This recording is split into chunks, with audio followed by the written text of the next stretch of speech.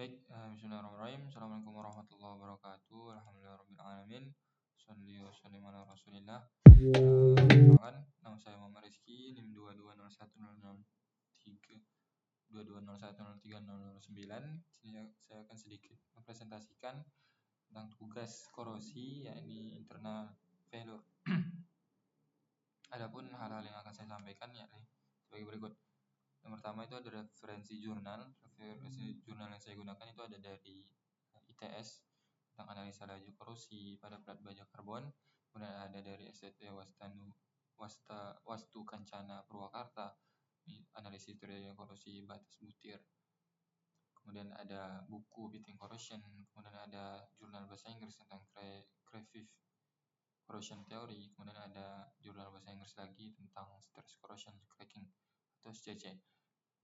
Mengulang kembali bahwa korosi itu dapat didefinisikan sebagai penghancuran paksa zat seperti logam atau besi yang mengandung besi dan bahan bangunan mineral media sekitarnya. Prosesnya itu bisa disebut sebagai reaksi elektrokimia. Kehancuran dari korosi tersebut itu biasanya dari permukaan kemudian menyebar ke dalam sehingga merusak materi dari logam tersebut hingga lemah, mudah patah dan hancur. Kemudian korosi juga dapat diartikan sebagai penurunan mutu logam yang disebabkan oleh reaksi elektrokimia antara logam dan lingkungan sekitarnya.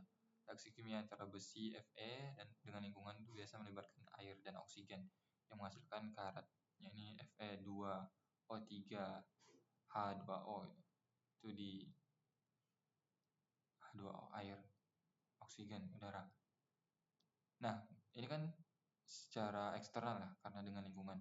Nah, mari kita bahas terjadinya korosi itu karena faktor internal dari dalamnya. Faktor internal itu, ini dulu. Korosi dapat terjadi itu karena memiliki 4 elemen internal di dalamnya, yakni memiliki anoda, katoda, adanya hubungan atau metallic pathway. Kemudian ada larutan elektrolit gitu. Adanya anoda yang terjadi oksidasi gitu. Maka daerah tersebut akan timbul elektron gitu. Jadi kan prosesnya tadi elektrokimia. Jadi dapat terjadi korosi apabila materi itu memiliki unsur elektron gitu, yang bisa bergerak. Itu yang menyebabkan korosi dapat terjadi. Kemudian ada katoda, terjadinya reduksi atau pelepasan elektron. Jadi elektron dilepaskan, kemudian oksigen ditangkap, H2O ditangkap. Nah, itu jadi bisa korosi. Kemudian adanya hubungan atau tempat arus mengalir. Jadi mengalir dari katoda dan anoda. Jadi materi tersebut harus solid gitu, atau bisa jadi tempat atau wadah mengalir elektron-elektron dan wadah juga untuk menangkap oksigen H2O atau uap air. Itu. Kemudian juga ada larutan elektrolit, yakni larutan korosif yang dapat menghasilkan halus listrik yang mengandung ion-ion. Agar korosi dapat terjadi, keempat elemen tersebut harus ada. Jika salah satu dari keempat elemen tidak ada, maka korosi tidak akan terjadi. Reaksi korosi yang akan terjadi itu seperti ini. 4Fe atau 4Fe2+ tambah 8 elektron itu teroksidasi.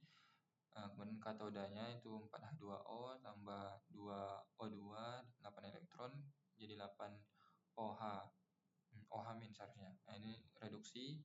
Kemudian dari katoda ke anoda itu jadi 4Fe2+ tambah 8OH jadi 4FeOH2. Nah, ini yang ini reaksi secara kimianya atau elemen-elemennya atau struktur-strukturnya tentang karat. Nah, suasananya asam. Kemudian ini proses terjadinya korosi dari dalam atau internal failure pada besi. Itu ada pitting corrosion atau korosi sumuran yang biasa berbentuk lubang-lubang kecil. Kemudian ada Crevif corrosion, korosi celah. Ini biasa di celah-celah yang tak terlihat di sambung-sambungan las. Ini ada intergranular corrosion atau korosi antar butir. Korosi antar butir ini terjadi dari dalam. Kemudian ada stress corrosion cracking, nanti dijelaskan di slide selanjutnya. Stress corrosion cracking ini perpaduan antara korosi dan tegangan mekanik itu. Jadi saat besi atau material itu ditarik, itu bisa membuat celah-celah atau retakan. Saat retakan itu terjadi, nah itu dapat terkontaminasi untuk terjadinya korosi. Kemudian ada hidrogen embrittlement atau kerapuhan akibat hidrogen, kerapuhan akibat dari uap air. Kemudian, nah ini penjelasan terkait 5 hal yang telah disampaikan sebelumnya. Ini ada pitting corrosion, korosi sumuran terjadi saat korosi membuat lubang-lubang kecil di permukaan, tapi lubangnya bisa menembus dari dalam. Jadi pitting ini bisa merusak kekuatan struktur karena lubang-lubang kecil ini berkembang jadi titik konsentrasi tegangan ya, ke dalam itu. Kemudian ini ada crevice corrosion, korosi celah. Yang ini biasa di bawah sambungan gasket, di posisi kotoran. Ini susah nih ditebak dari mana. Kemudian ada intergranular corrosion, korosi yang terbutir. Ini nih apabila korosi mengalami perlakuan panas yang tidak tepat, jadi bisa menyebabkan korosi. Ini tadi yang dijelaskan SCC atau stress corrosion cracking, itu gabungan antara korosi dan tegangan mekanik.